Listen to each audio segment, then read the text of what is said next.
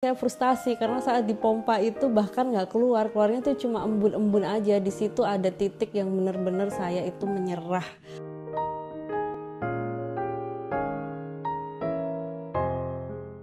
Halo, saya Momni Risa, tinggal di kota Tangerang dan sebagai ibu rumah tangga. Saat ini anak saya 3, usianya 12, 11, dan mau masuk 1,5 tahun yang terakhir. Dari yang hampir nyerah karena ASI nggak keluar sampai bisa donorin ASI sekulkas, ini cerita saya di Proud Mom. Kondisinya itu pertama karena di pumping nggak keluar, yang kedua kan DBF bayinya nggak bisa karena mulutnya kecil, ya lahir tuh BBLR gitu ya. Jadi galau saya, di satu sisi pengen menyusui, di satu sisi di pumping nggak keluar, satu sisi juga anaknya berat badannya kurang. Jadi dokter menyarankan untuk dibantu dengan susu formula tinggi kalori. Tapi di situ sendiri saya pengen nyoba ngasih ASI karena untuk anak pertama kedua itu, yang pertama full sufor, malah yang kedua itu ASI tapi cuma 6 bulan. Nah yang pertama sama kedua jelas daya tahan tubuhnya berbeda, makanya di anak ketiga ini saya kepengen banget full ASI. Segala cara udah saya lakukan, dari pumping, dari DBF, walaupun itu nggak keluar gitu.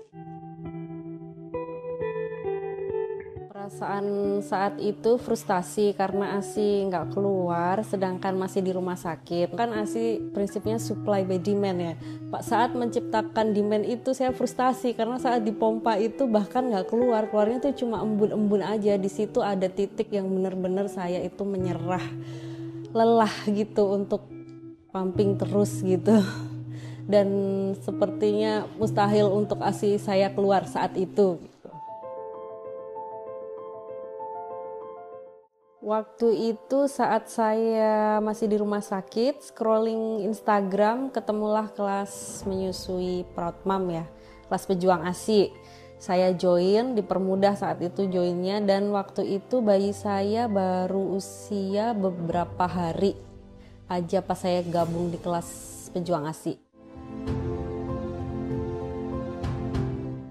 Di saat saya hampir menyerah, di situ ada komunitas pejuang ASI yang sama-sama saling mensupport. Dari tim kelas pejuang ASI sendiri juga semuanya sangat membantu dengan ukuran pemilihan corong, dengan waktu-waktu, jam berapa aja harus pumping. Dan lihat bayi saya jadi tambah semangat untuk pumping terus konsisten tiap 2 jam sekali saat itu. Hasil yang saya seneng banget saat bertemu Kepa tuh pas ASI saya bisa netes ke botol, ada bunyi kericik gitu, udah bahagia banget deh. Susah dijelaskan dengan kata-kata sebahagia itu bisa menghasilkan ASI walaupun hanya tetesan pada awalnya gitu.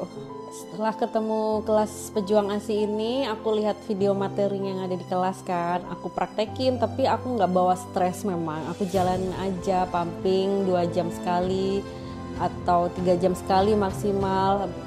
Setelah ada bunyi kericik itu bahagia, makin semangat dong aku pumpingnya gitu. Pas itu ya berprogres lah ASIku sedikit demi sedikit naik gitu. Jadi lama-lama banyak, bisa 1 kulkas tanpa berasa.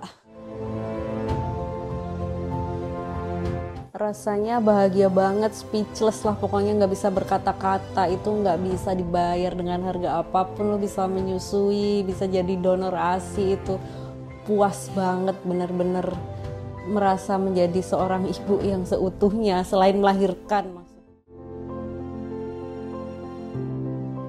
Selain kewajiban sebagai seorang ibu adalah menyusui dan hak anak adalah ASI, saya pengen yaitu punya bayi, saya pengen punya daya tahan tubuh yang bagus, tumbuh kembang yang bagus, yang jelas sehat, nggak gampang sakit gitu aja. Ibu akan selalu ada buat kamu.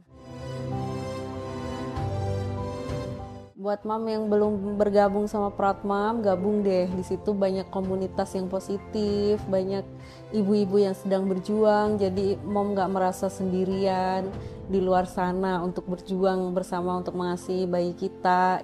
dipandu, disupport dengan tenaga-tenaga ahli tentunya, dibantu progresnya sampai mana gitu. Makanya pokoknya enak deh kalau udah gabung sama Protmom, pasti lulus menyusui. Protmom terbaik, solusi permasalahan menyusui.